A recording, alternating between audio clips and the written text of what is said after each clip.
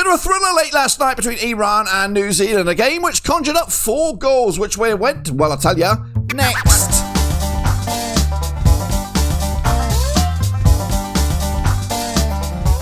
That's right, folks, back once again with another video today. Today we look back at the 2-2 thriller between Iran and New Zealand. That's right, over in the World Cup. And we'll get to that in just one second. If you know where you've been, smash your subscribe. You want some for Blackburn Rovers World Cup reviews. That's right. Of course, we're here to talk about the Group G encounter, and we'll get into all of that in a second. I want to shout out to my members and my patrons. You know who you are.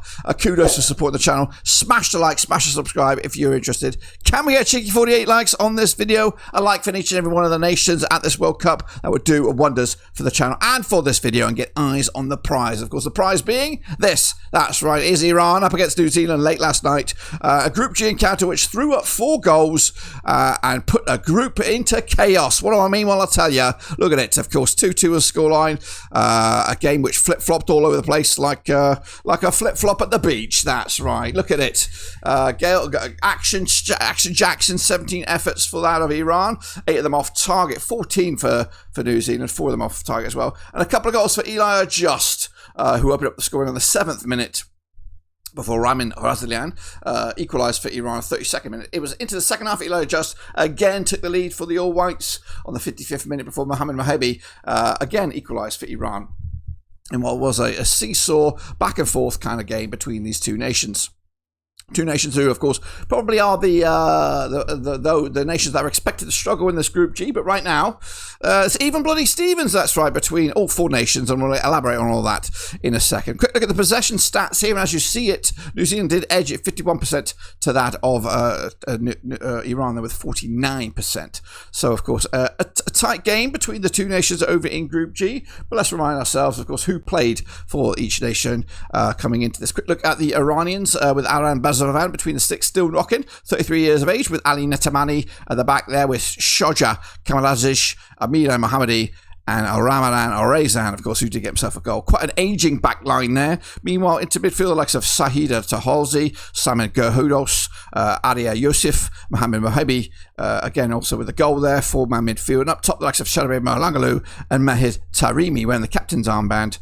Of course, playing his football in Panathinaikos in Greece these days.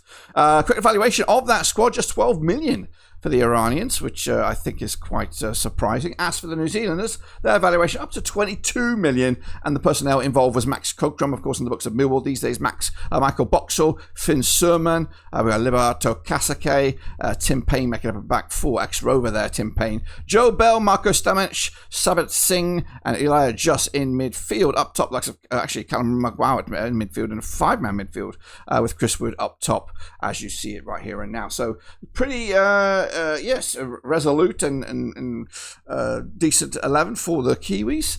As for the substitutions, we saw the likes of Ishaf Ashafi coming on there. We also saw Mohamed Gaidi, Ali Alapour, and Ashmian Hosdarish coming on there for wherever he plays his foot. I'm not too sure where that is at the moment. Meanwhile, as for the subs for the Kiwis, we saw Tyler Binden coming on there. Of course, the young defender, Ben Old, Callan Elliott, of course, coming on, Ryan Thomas, and Jesse Randall to mix it up a little bit from the bench. As for the performances, as you can see, despite what appeared to be well, it is a 5-man midfield, isn't it?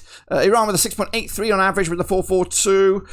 As for the New Zealanders, 6.70 was the average performance for the players here in that 2-2 thriller over in Group G. As you can see from the graphic down the bottom here where the drama took place, again, it was a back and forth kind of game, seesaw kind of game. As you can see, that is also reflected by the seesaw graphics here with one-sidedness from the New Zealanders deep into the first half before somewhat of a response from Iran. And again, it kind of leveled out a little bit for the Kiwis between just before before and after the halftime whistle, and at the end it was Team Ellie trying to push for the winner in this game.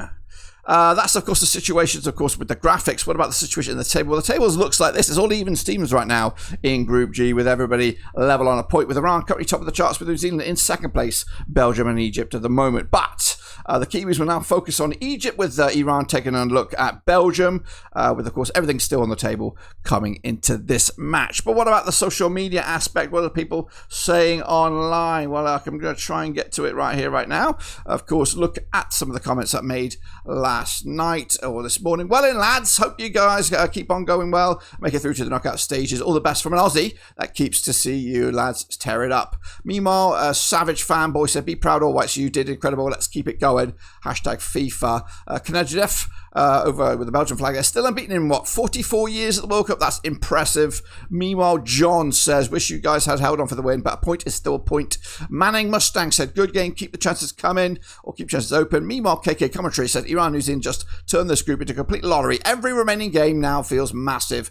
Kiwi Crush says, that was a great game and a great result. Congratulations to both teams. Renan Tonkunda says, awesome, fun, good games, boys. World Cup is never easy, but it was a great game to watch. Looking forward to the other two games. Let's go. And then Sports Lover at the top of the graphic there. Well played, lads. Could have been better, specifically our defensive end. Nevertheless, we are proud of our players. We need to get Randall in the game early. Here's our star player heading ahead. Might be inspirational for the whole generation of growing up kids from our nation. Well, that's good to hear that they've got some sort of figurehead moving forward. Quick look at the public opinion before ball was kicked. Well, a lot of you went with Iran was 64%. The draw, actually New Zealand's was 27%. The draw was at 9%. So that 9% there, spot on. As for the ping pong balls also leaning towards Iran. As for the cat, leaning towards New Zealand. So I've got all our bases covered here, really. But what did I think? Hop over to the board. Meanwhile, folks, over for me. I did go for a 0-0 draw on this one between Iran and New Zealand. So pretty close to the mark on that one. So, of course, that means it's just the final thing is to update the scoreboard. So we're going to put a big fat 2-2 scoreline between the Team Merrily and, of course, New Zealand, the All Whites, to end that match over in the World Cup. Well, as you can see, I was fantastic on the board there, close to the mark with that draw.